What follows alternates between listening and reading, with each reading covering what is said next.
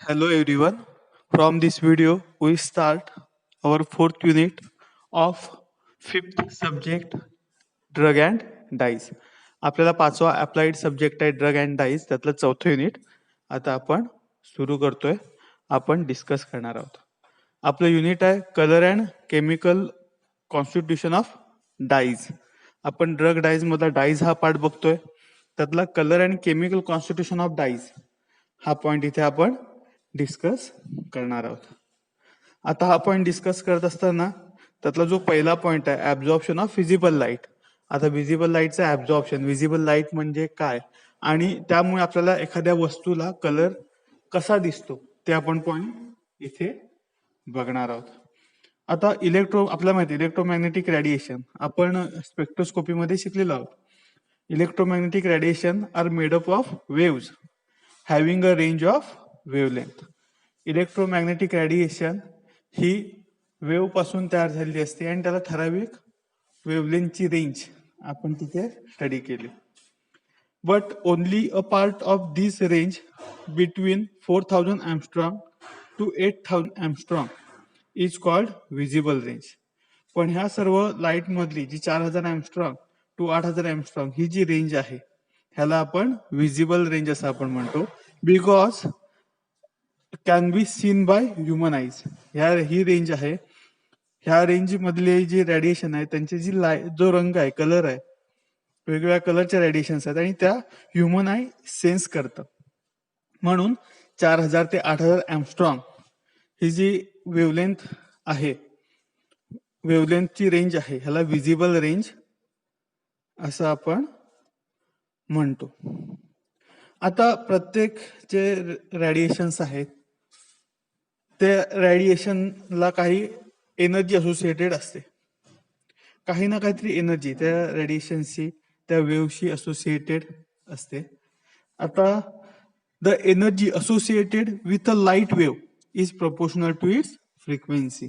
आता या लाईट वेव्हशी असोसिएटेड जी एनर्जी आहे ही त्या लाईट वेव्हच्या फ्रिक्वेन्सीशी डायरेक्टली प्रपोर्शनल असते. The energy associated with a light wave is proportional to its frequency. Thus, high frequency radiation have high energy. त्यामुळे ज्या रेडिएशनची फ्रिक्वेन्सी हाय असते त्याची एनर्जी सुद्धा हाय आपल्याला बघायला मिळते. आता हा जो पॉइंट आहे हा आपण बघितलेला आहे स्पेक्ट्रोस्कोपीच्या टॉपिक मध्ये इंट्रोडक्शनच्या वेळी. आपल्याला माहिती आहे energy is equal to H nu. H is Planck constant, nu त्यानंतर C is equal to nu lambda. आता न्यू लॅमडा, लॅमडा म्हणजे वेवलेंथ, हेन्स अँड न्यू म्हणजे frequency, hence is equal to H C upon lambda. हे equation आपण बघितलेलं आहे. ह्याच्यावरून आपल्याला काय कळतं तर एनर्जी ही न्यू म्हणजे फ्रिक्वेन्सीशी डायरेक्टली प्रपोर्शनल आहे, हे आपण बोललेलोच आहोत.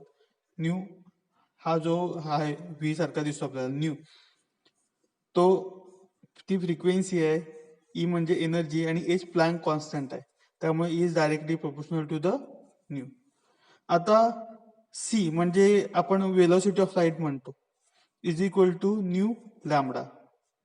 आणि ही जर व्हॅल्यू आपण पुट केली तर E is equal to H C upon lambda. Nu ची व्हॅल्यू जर आपण पुट केली सी अपॉन लॅमडा तर E is equal to H C upon lambda. म्हणजे ह्याचं अजून एक मिनिंग होतं की एनर्जी ही वेवलेंथशी इन्व्हर्सली प्रोपोर्शनल असते. जशी एनर्जी वेवलेंथ कमी होत जाईल एनर्जी वाढत जाईल, वेवलेंथ जशी वाढत जाईल एनर्जी कमी होत जाईल. त्यामुळे जे एक्सरेज आहेत हे एक्सरेज ह्यांची वेवलेंथ कमी असल्यामुळे त्यांची एनर्जी जास्त असते आणि ते आपल्या बॉडीमध्ये पेनिट्रेट करू शकतात, बोन पर्यंत जाऊ शकतात. हे आपण सगळं स्पेक्ट्रोस्कोपीमध्ये, ऍब्झॉर्प्शन स्पेक्ट्रोस्कोपीमध्ये बघितलेलं आहे. आता कलर कसा दिसतो ते आपण थोडं डिस्कस करू. If the light is completely reflected without absorption then that surface appear white. If the light is completely absorbed and no light is reflected, then the surface appear black. And if a part of light is absorbed and remaining part is reflected, then the surface is colored. Thus the color is caused due to the selective absorption in the visible range. आता हे 3 point आपण इथे बघितले. आता एखाद्या वस्तूला रंग कसा दिसतो, जी रेडिएशन आपल्याकडे येते ती 4000 ते 8000 एम्स्ट्रॉंग ह्या रेंजची असते. सगळे जे कलर वेव्हलेंथचे जे कलर आहेत ते त्यामध्ये मिक्स असतात. त्यामुळे सूर्याकडून येणारी रेडिएशन ही व्हाईट कलरची आपल्याला बघायला मिळते. आणि ही जी व्हाईट कलरची रेडिएशन आहे ज्यामध्ये सगळ्या वेव्हलेंथ सगळे जे कलर आहेत, आपण हे इंद्रधनुष्य बघतो त्यामध्ये जे 7 रंग बघतो ते 7ही रंग मिसळून जेव्हा एकत्र येतात तेव्हा ती लाईट आपल्याला व्हाईट कलरची दिसते सूर्याकडनं. आणि ती जेव्हा एखाद्या सरफेसवर पडते आणि पडल्यावर सगळीच्या सगळी रिफ्लेक्ट होते विथआउट ऍब्झॉर्प्शन. कोणत्याही रेडिएशनचं ऍब्झॉर्प्शन न होता, कोणत्याही वेव्हलेंथ असलेल्या त्या वेव्हचं ऍब्झॉर्प्शन न होता, ठराविक वेव्हलेंथच्या वेव्हचं ऍब्झॉर्प्शन न होता डायरेक्ट पडलेला लाईट तशा जेव्हा रिफ्लेक्ट होतो तेव्हा ती वस्तू आपल्याला व्हाईट दिसते. त्या वस्तूचा रंग पांढरा आपल्याला बघायला मिळतो. कधी कधी काय होतं, रेडिएशन पडते आणि सगळीच्या सगळी रेडिएशन जो सबस्टन्स जो समोरचा पदार्थ आहे किंवा वस्तू आहे ती ऍब्झॉर्ब करते. आता सगळ्याच्या सगळ्या लाईट ऍब्झॉर्ब झाल्यामुळे काही रिफ्लेक्ट नाही झाल्यामुळे आपल्याला ती वस्तू काळ्या रंगाची दिसते. आपले जे केस आहेत हे काळे का आहेत, कारण त्यात मेलॅनिन हे पिगमेंट आहे आणि हे जे पिगमेंट आहे हे सगळीच्या सगळ्या लाईट ऍब्झॉर्ब करून घेतं. सगळीच्या सगळी लाईट ऍब्झॉर्ब केल्यानंतर आपल्याला तिथे केसांना काळा रंग दिसतो. त्यानंतर तिसरी केस काय आहे, जेव्हा एखाद्या वस्तूवर लाईट पडली की थोडी लाईट त्यातली ऍब्झॉर्ब होते आणि थोडी लाईट रिफ्लेक्ट होते.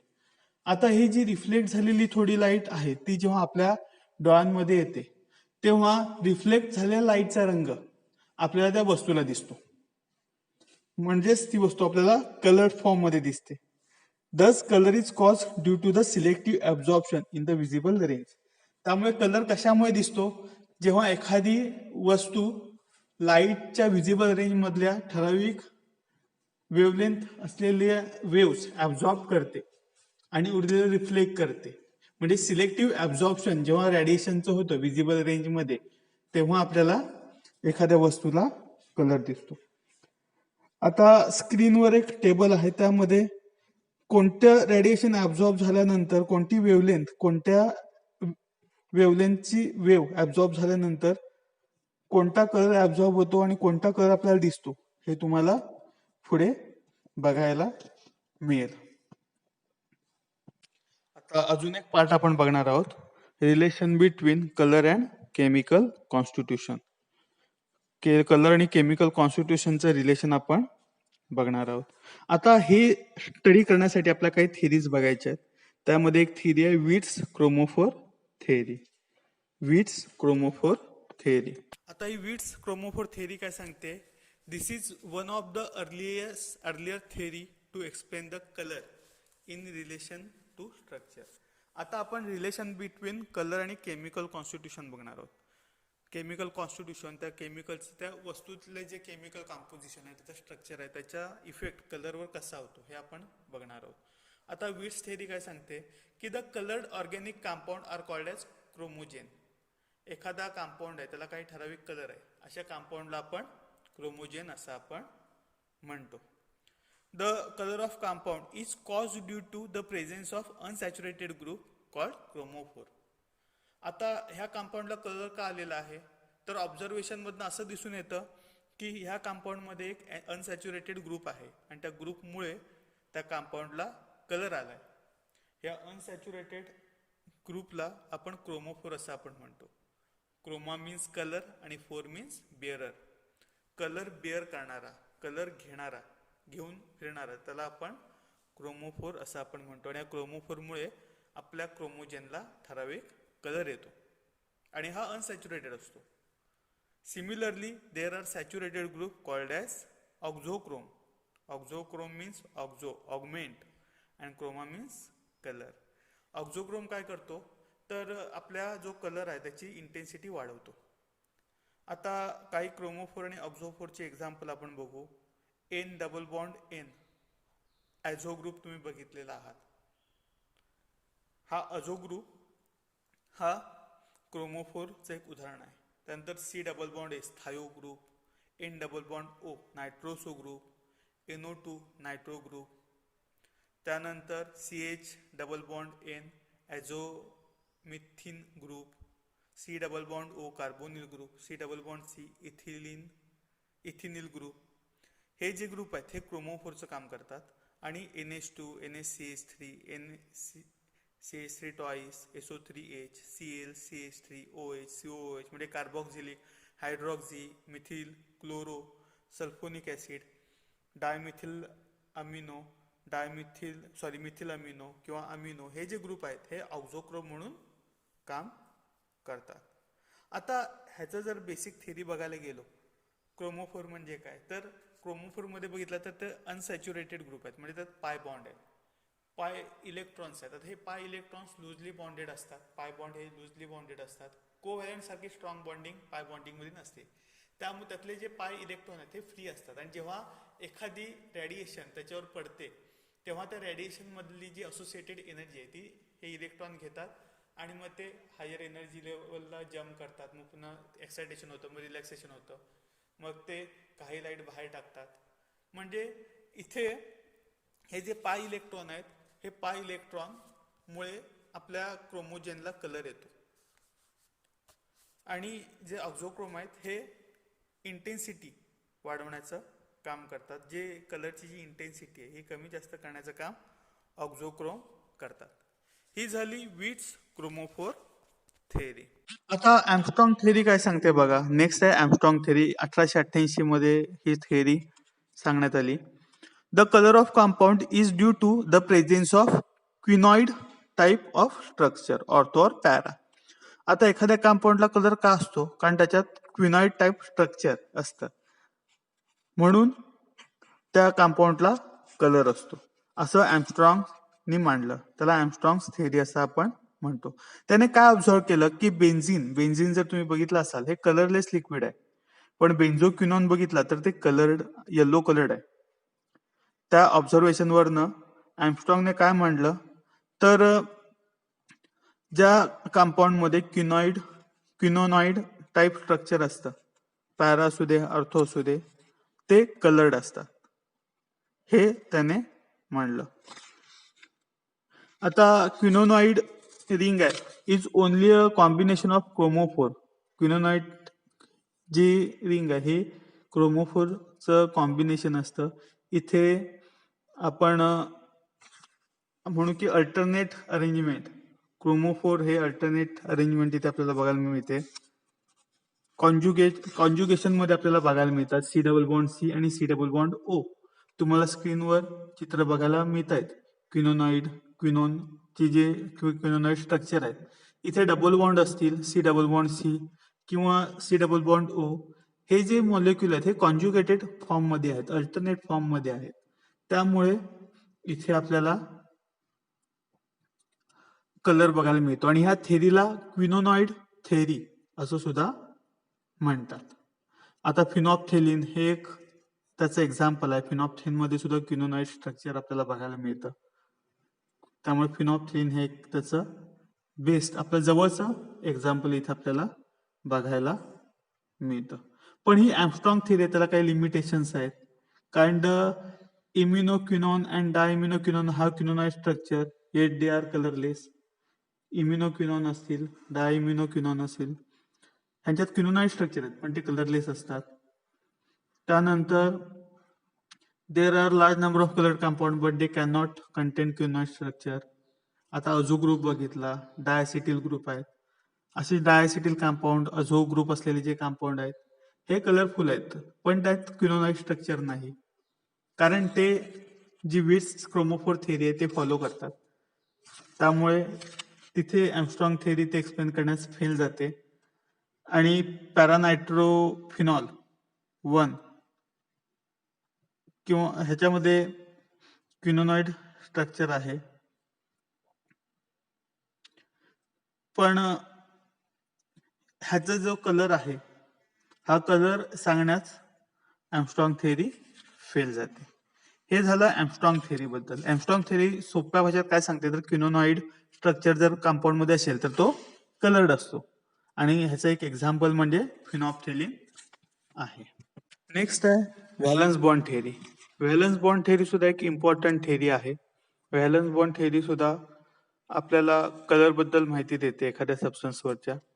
आता इथे सुद्धा मगाशी बोलल्याप्रमाणे आपण स्पेक्ट्रोस्कोपीमध्ये व्हॅलन्स बॉन्ड थेअरीचा काही पार्ट बघितलेला आहे. म्हणजे रेडिएशन एखाद्या सबस्टन्सवर पडली तर त्यातले जे इलेक्ट्रॉन आहेत ते लो लेवल एनर्जी लेवलकडनं हाय एनर्जी लेवलकडे हाय एनर्जी लेवलकडे एक्साइट होतात, मग ते रिलॅक्स होतात. तिथे ऍब्झॉर्प्शन ऑफ एनर्जी आपल्याला बघायला मिळते.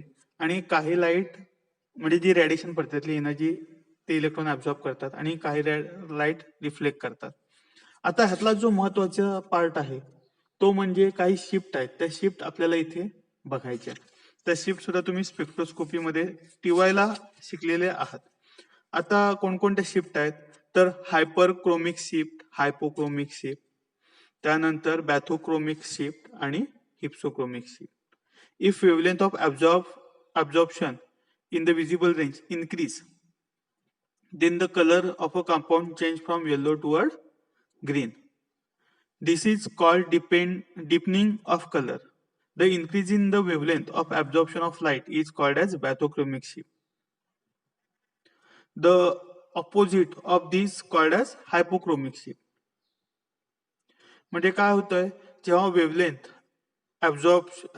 Of absorption in visible range is increase, जेव्हा एखादी वेवलेंथ आहे, एखादी वेव्ह आहे, त्याची ठराविक वेवलेंथ आहे, ती वेवलेंथ एखादा सबस्टन्स ऍब्झॉर्ब करतो. पण कधी कधी वेवलेंथ वाढते, ऍब्झॉर्प्शन विजिबल रेंज मधल्या वेवलेंथचा ऍब्झॉर्प्शन इन्क्रीज होतं आणि कलर आपल्या कंपाऊंडचा चेंज होतो येलो टू ग्रीन. म्हणजे इथे डिपनिंग कलरचं बघायला मिळतं. आणि ही increase in wavelength of absorption of light ह्याला आपण बॅथोक्रोमिक शिफ्ट म्हणतो. आणि जेव्हा decreasing the wavelength of absorption of light त्याला आपण हिप्सोक्रोमिक शिफ्ट असं आपण त्याला म्हणतो. ह्या शिफ्ट महत्वाच्या आहेत. या स्पेक्ट्रोस्कोपीमध्ये सुद्धा तुम्ही शिकलेले आहात. आता इथे कलर चेंज बघायला मिळतो, फेंट टू डार्क. आता इंटेन्सिटीवर सुद्धा इफेक्ट होतो. जेव्हा if the intensity of color is increased, then it is called as hyperchromic shift, and if intensity is decreased or reduced, then it is called as hypochromic shift.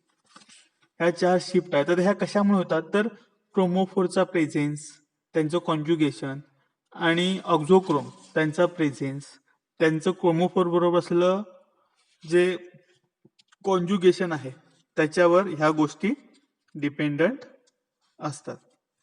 आता मागे सांगितल्याप्रमाणे valence bond थेअरीमध्ये पाय electrons महत्वाचा role play करतात. तुम्ही बघितलं असाल chromophore मध्ये सगळ्याच ह्याच्यामध्ये पाय इलेक्ट्रॉन आहेत. आता ही झाली व्हॅलन्स बॉन्ड थेअरी. आता नेक्स्ट जो पॉइंट आहे तो आपण नेक्स्ट लेक्चरला बनवणार आहोत. इथे आपण थांबूया. थँक्यू.